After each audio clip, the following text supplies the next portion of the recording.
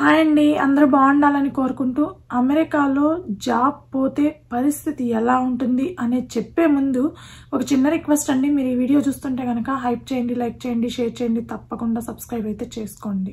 అమెరికాలో జాబ్ పోయింది.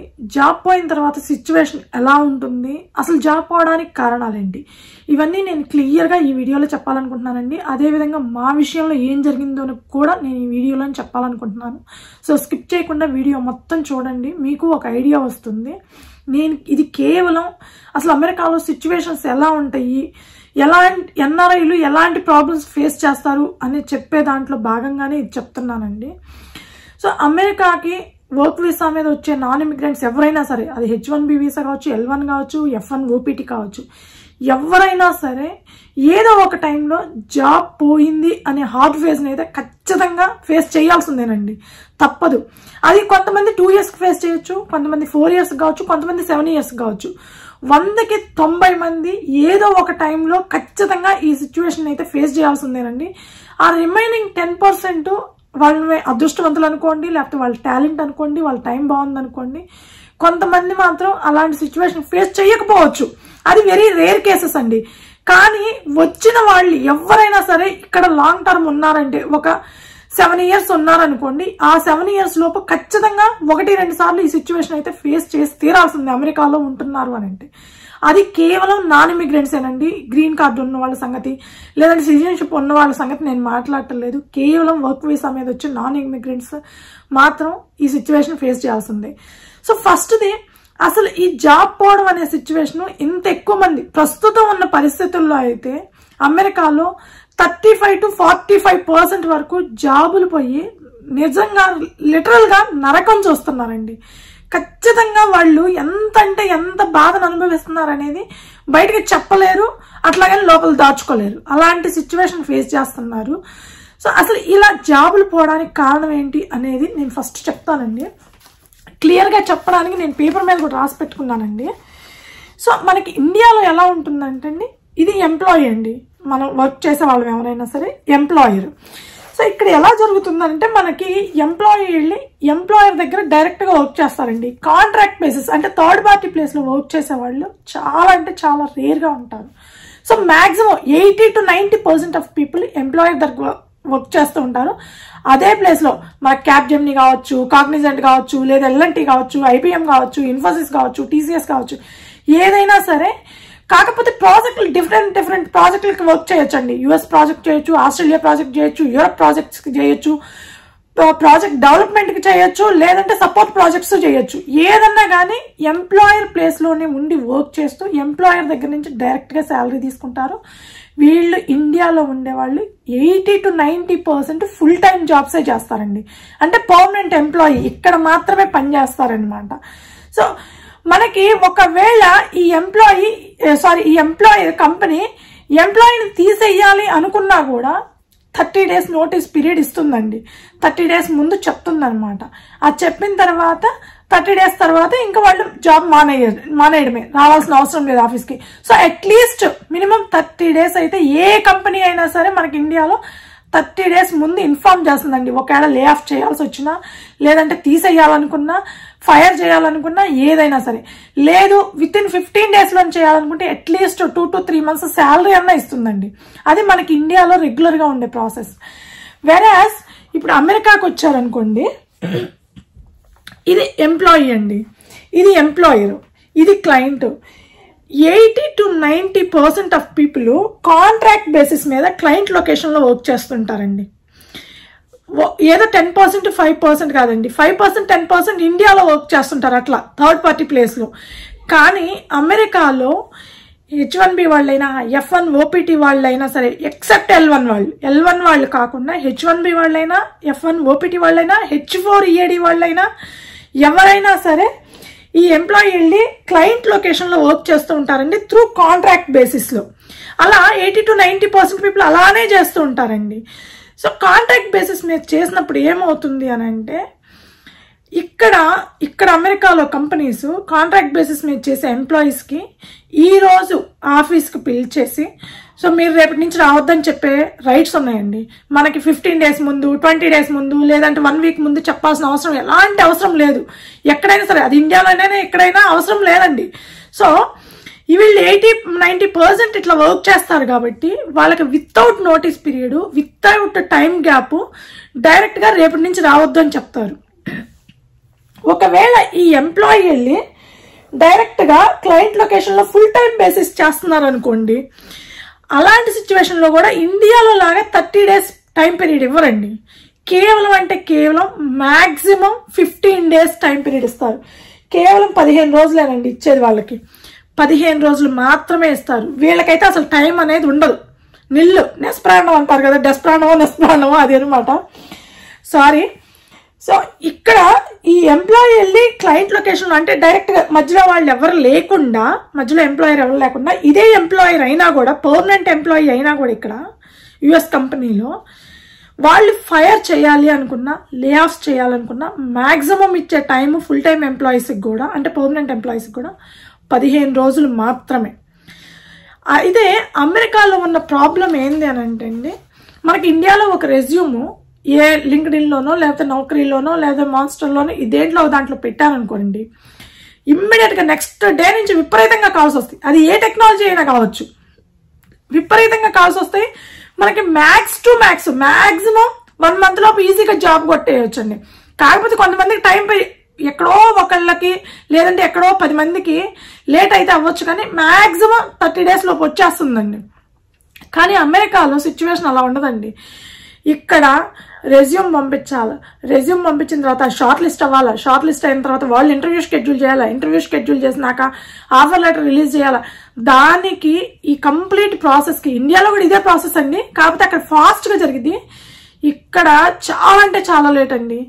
Minimum 2 months to maximum 4 months కూడా పడుతుందండి. ఇక్కడ అంత దారుణంగా ఉంటుంది. So 15 days full time employee అయినా, కాంట్రాక్ట్ బేసిస్ ఎంప్లాయీ అయినా సరే ఇమ్మీడియట్ గా జాబ్లు రావాలంటే ఇక్కడ రావండి. ఈవెన్ ఫుల్ టైం ఎంప్లాయ్మెంట్ గా చేస్తున్నప్పటికీ కూడా 15 days లో ఎక్కడ జాబ్ రావండి, ఇంపాసిబుల్. అది అసలు 15 రోజుల్లో నీకు ఇంటర్వ్యూ షెడ్యూల్ చేసి ప్రాసెస్ చేసుకొని ఆఫర్ లెటర్ రిలీజ్ చేయడం, జాయినింగ్ డేట్ ఇవ్వడం అనేది ఇంపాసిబుల్ అమెరికాలో. సో ఖచ్చితంగా ఒకవేళ జాబ్ పోయిందంటే మినిమం 1 month to 2 months వాళ్ళు ఖాళీగా ఉండాల్సిన పరిస్థితేనండి. ఖచ్చితంగా ఖాళీగా ఉంటారు. మరీ అదృష్టం సుడి తిరిగి బట్టర్ సుడి తిరిగితే 1 నెల రోజుల్లోపు, అది కూడా అదృష్టం బాగా తిరిగి ఉంటే తప్ప, అది వెరీ రేర్ కేసెస్ లో జరుగుతుందండి. మాక్సిమం కేసెస్ మినిమం అంటే మినిమం 2 months టైం పీరియడ్ పడుతుందండి. కాబట్టి ఒక్కసారి జాబ్ పోయిందంటే అమెరికాలో మినిమం 2 months నుంచి 4 నెలలు, 2 నెలల నుంచి 4 నెలలు ఖాళీగా ఉండాల్సిన సిచ్యువేషన్ అనమాట. అంత దారుణంగా ఉంటుంది. సో ఇదండి. అదేవిధంగా ఇక్కడ వీళ్ళు client direct full time employees అయితే శాలరీస్ పర్లేదండి, బాగానే ఇస్తారు. మంచి సిక్ లీవ్స్ అన్నీ ఉంటాయి. ఇండియాలో లాగే అంతా ఉంటుందండి. ఒక నోటీస్ పీరియడే తక్కువ టైం పీరియడ్ ఉంటుంది అనమాట, ఒక లే ఆఫ్లు ఫైర్ చేయాలనుకుంటే. కానీ ఈ కాంట్రాక్ట్ బేసిస్ ఎంప్లాయీస్కి వచ్చినప్పటికీ శాలరీ మధ్యలో వాళ్ళు మెలేస్తారు, వీళ్ళకి వచ్చేది తగ్గుతుంది, ప్లస్ సిక్ లీవ్స్ ఉండవు. కాంట్రాక్ట్ బేసిస్ ఎంప్లాయీస్ కాబట్టి వాళ్ళు లీవ్ పెట్టుకున్నా కూడా ఆ రోజు శాలరీ ఉండదు. అలాంటి సిచ్యువేషన్ ఉంటుంది అనమాట. గుడ్డు చాకరీ చేయాలండి, లిటరల్ గా వాళ్ళు గుడ్డు చాకరీ. సిక్ లీవ్ బాగా లేకపోయినా కూడా హెల్త్ ఖచ్చితంగా చేస్తారు. ఎందుకంటే ఆ ఒక్కరోజు పని చేపితే ఆ ఒక్కరోజు జీతం రాదు కాబట్టి. ఫుల్ టైం ఎంప్లాయీస్ అనుకోండి వీళ్ళకి వస్తుంది. కాకపోతే ఫుల్ టైం ఎంప్లాయీస్ గా చేసే వాళ్ళు నాన్ ఇమిగ్రెంట్స్ అంటే H1B are F1 OPT are H4 EAD మీద, వీటి మీద చేసేవాళ్ళు ఫుల్ టైంలో వెళ్ళే వాళ్ళు 20%ఏనండి. 80% కాంట్రాక్ట్ బేసిస్ ఉంటారు ఇక్కడ అమెరికాలో.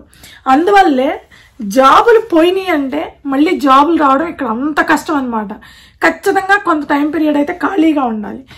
ఇది అండి మెయిన్ కారణం అమెరికాలో జాబ్ పోవడానికి, కాంట్రాక్ట్ బేసిస్ కాబట్టి. అందులో ఇప్పుడున్న సిచ్యువేషన్ లో రెసిషన్, ట్రంప్ తీసుకునే కొత్త నిబంధనలు, కొత్త నిర్ణయాలు, లే ఆఫ్స్, ఫైరింగ్లు, అసలు దారుణంగా ఉందిలేండి సిచ్యువేషన్. జాబ్ మార్కెట్ అస్సలు బాగలేదు. ఒకవేళ ఇలా జరిగితే జాబ్ పోయింది అనుకోండి, జాబ్ పోతే పరిస్థితి ఎంత, నాకు చెప్తుంటే ఏడుపు వస్తుందండి. ఎంత దారుణంగా ఉంటుందంటే అంత దారుణంగా ఉంటుందన్నమాట. ఫస్ట్ ఇన్కమ్ ఉండదు. ఫస్ట్ ఇన్కమ్ ఉండదు. ఇన్కమ్ మనకి ఇండియాలో జాబ్ పోయింది అనుకోండి, సంభవ్ మనం ఇండియాలో మనకి పల్లెటూళ్ళల్లో అందరికి ప్రతి ఒక్కరికి ఇల్లు ఉంటుందండి.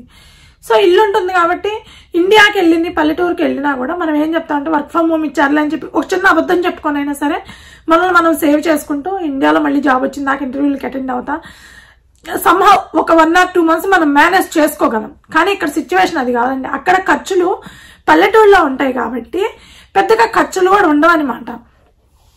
సో ఇక్కడికి వచ్చినప్పటికీ ఇన్కమ్ అనేది ఉండదండి. అసలు మనకి జాబ్ పోయిందంటే ఏ సోర్స్ ఆఫ్ ఇన్కమ్ మనకు ఉండదు. ఫస్ట్ థింగ్, ఇన్కమ్ లేకపోతే ఖర్చులు ఎక్కడి నుంచి పెట్టాలండి?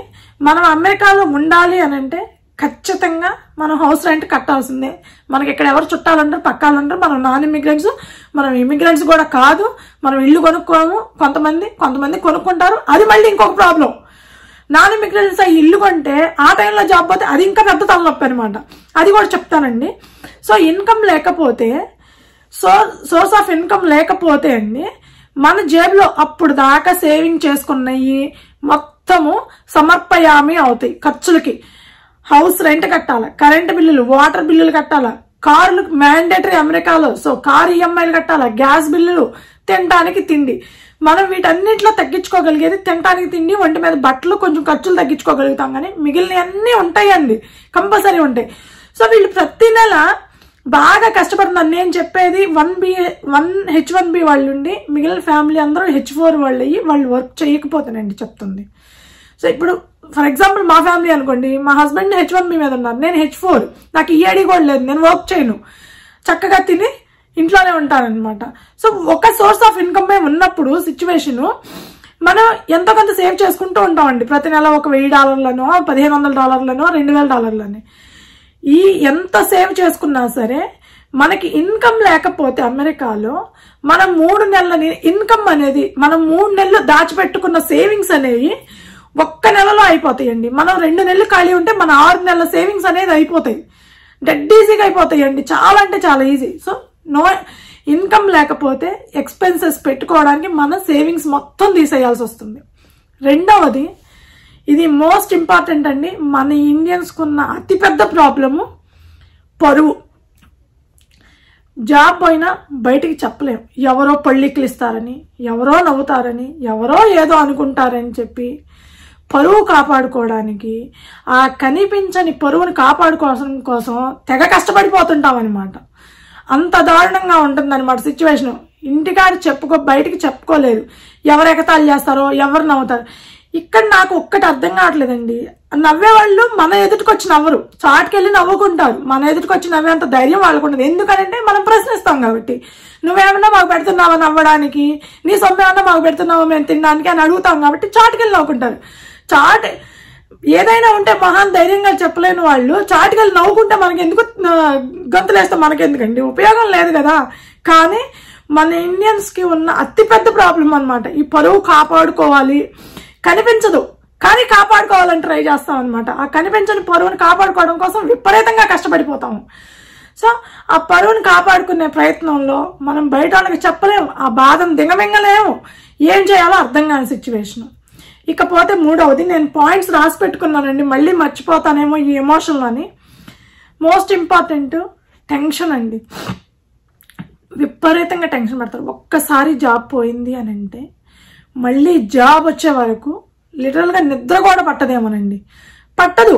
ఎందుకనంటే సేవింగ్స్ అయిపోతూ ఉంటాయి. ఎప్పుడు వచ్చిద్దో తెలీదు. జాబు ట్రై చేస్తూనే ఉంటారు, నిద్ర పట్టదు, సరిగ్గా తిండి తినలేరు.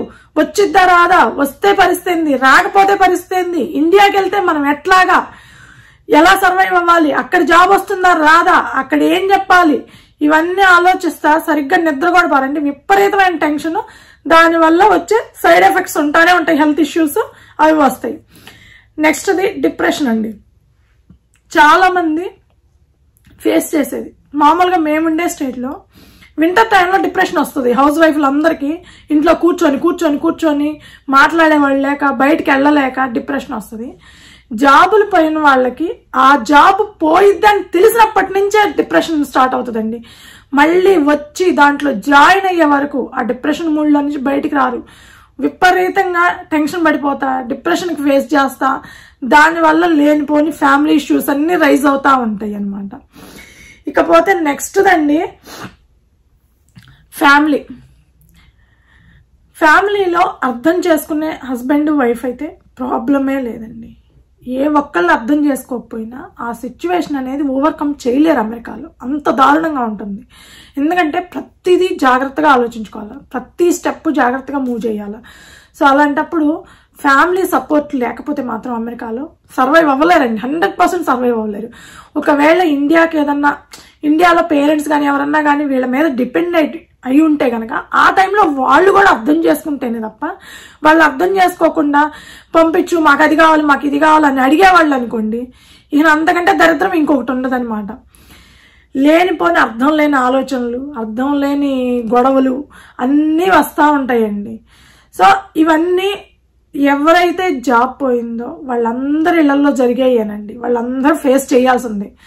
నాకు తెలిసి ఇప్పుడు చెప్తున్నానండి, నాకు తెలిసి నేను చూసి గత మార్చి నుంచి చూస్తున్నానండి. మార్చ్ స్టార్టింగ్లో విన్నానండి జాబ్ పోయింది అని. కాకపోతే పోయిన వాళ్ళకి అసలు రాకుండా లేదండి. నేను ఎంతవరకు విన్న వాళ్ళల్లో పోయిన వాళ్ళకి అసలు రాకుండా లేరు. కాకపోతే కొంత టైం పడుతుంది. కొంతమంది 2 monthsలో వస్తుంది. నేను విన్న దాన్ని బట్టి చూస్తున్నాను, నా క్లోజ్ సర్కిల్ గురించి చెప్తున్నానండి.